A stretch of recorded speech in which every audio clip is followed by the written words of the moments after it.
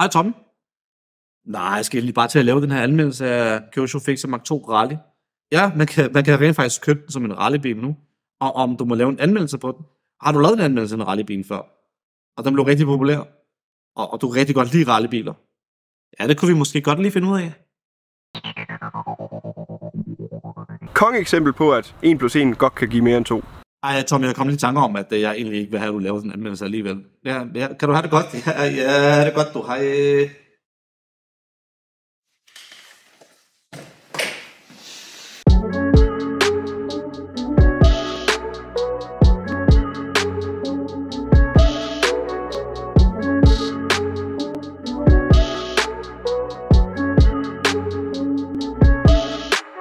I dag skal vi kigge nærmere på den helt nye Subaru Impreza, eller Kyosho Fazer Mark 2 Rally, som det i princippet er. Det er bare en rigtig, rigtig flot og veldetaljeret karosse. Og jeg ved, jeg siger det hver gang Kyosho laver en ny karosse, men i stedet for at det er mig, der skal overbevise jer om, at det er en flot karosse den her gang, og pointere alle detaljerne ud, så får I selv lov til at vurdere og overbevise jer selv. Se med her. Don't test me. You don't impress me, so don't test me, nah. So don't test me. Nah. Don't test me. Yo, you don't impress me, so don't test me, nah. So don't test me. Nah. Don't test me. Yo, they wouldn't let me. Man's gal wanna come undress me. Swing with the right, but I might go lefty. I make plus with it, so don't test me. They wouldn't let me. Man's gal wanna come undress me. Swing with the right, but I might go lefty. I make plus with it, so don't test me, nah. You don't impress me, so don't test me, nah. So don't test me. Nah. Don't test me. You don't impress me, so don't test me, nah. So don't test me. Nah. Don't test me.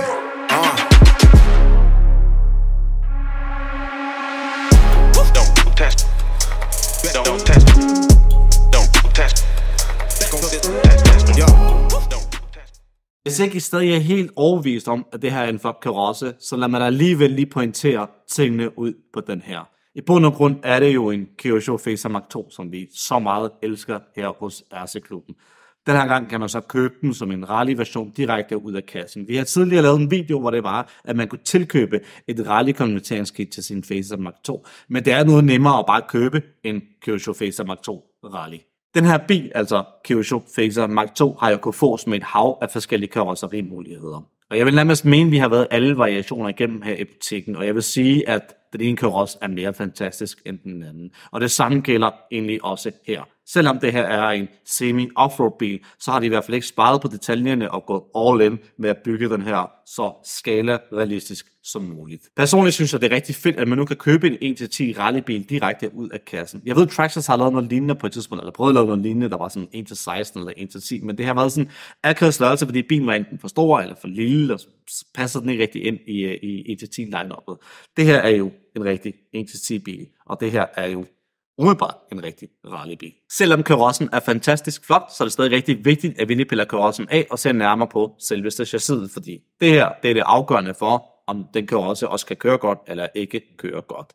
Vi har tidligere bygget en Kyosho Fazer Mark 2 Rally og kørt den op imod en Tamiya XV01. Vi var ude at køre på sådan en grusplads, og ulempen for Kyosho var, at hele bilen var blottet, så skidt og møg, der satte sig fast i styretøjet omkring centerakslen, som gjorde, at den ikke kørte så godt. Så skulle man lige pille karossen af og få fjernet alle de her store sten og møg, der var ned i selveste chassiset, og så var den klar til at køre igen. På den her, som man kan købe direkte ud af kassen, der har de lavet et chassiscover af plastik, som skal forhindre store sten og alt muligt andet, der kan kunne binde i styretøjet eller centerakslen til at ryge ned. Det vil jeg mene har løst problemet. Lad os kigge nærmere på detaljerne af den her Kyosho Fazer Mark 2 Rally. Og for at gøre det, så har jeg taget onroad-bilen med, så vi kan sammenligne med den.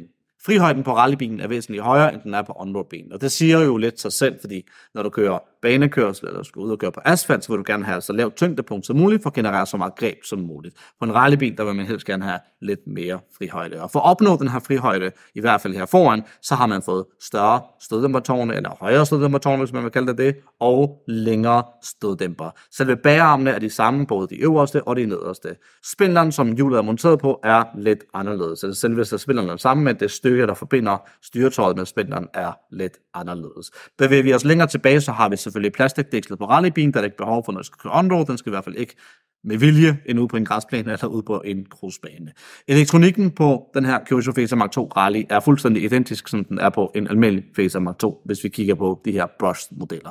Det er en 14-tøns brushed motor, så den har rigeligt kraft og masser af moment, og nok til at få bilen til at køre sidelæns, og så har du en standard 60 amperes ESC, som for mig meget vel ligner en fuldstændig identisk hoppeving ESC, men der står ikke hoppeving nogen steder, så ja, det er en hoppeving ESC.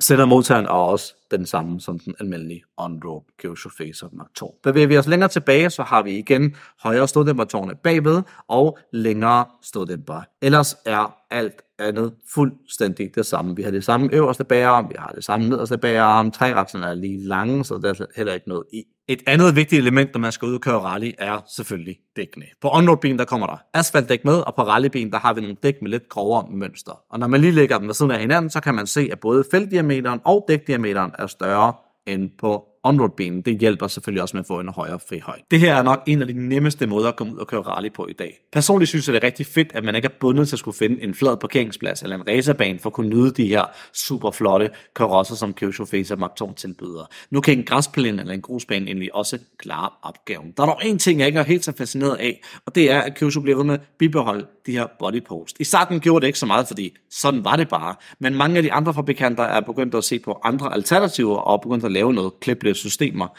Måske skulle Kyosho også overveje det til deres næste bil. Tak for at I så med. Husk at abonnere på vores YouTube-kanal, og hvis I kunne lide den her video, så giv os gerne et like.